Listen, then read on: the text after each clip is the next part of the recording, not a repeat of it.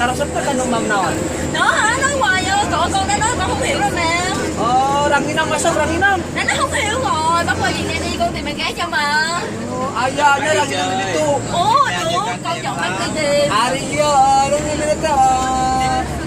Opak, Dodo ayah itu. Được, bắt qua đi, trời ơi, gái Việt Nam đẹp lắm luôn.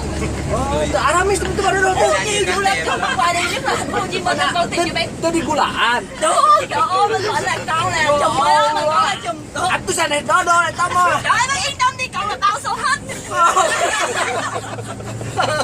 Terus kita mah ada ulen, eta manik da amis mah. Bilang aja pekan, eta udah digoreng naon, sareng kopi. Oh, sareng kopi. Biết rồi, ở Việt Nam nhiều cà phê lắm, trời ơi, cà phê Việt Nam ngon lắm ba. Sok kan gula kopi na. Iya, còn có cà phê Việt Nam luôn, có cà phê sữa Việt Nam nữa, ngon lắm, cà phê trứng nữa, trời nhiều loại cà phê lắm. Di Indonesia mah enak tuh kopi gayo. Con chưa thử, từ từ đi, còn con sẽ thử cà phê đó nha. Kopi gayo. Bentar. Di Sumedang aya kopi nu sae. Thôi vậy hả? Namanya teh kopi Rancakalo. Kopi luwak oge sih sami. Con chưa thử, để hôm nào rồi con sẽ thử nha. Dacan nyobian. Chưa thử. Hayong. Ồ, chưa thử. Ini dinten salah saya caranya coba urang ngopi sasarengannya. Ồ, bữa nào bác dẫn con đi nha. Ok. Sarang bulan, 2 bulan. Bác dẫn con đi được không? Bác dẫn con đi uống cà phê. Đi nắm kopi.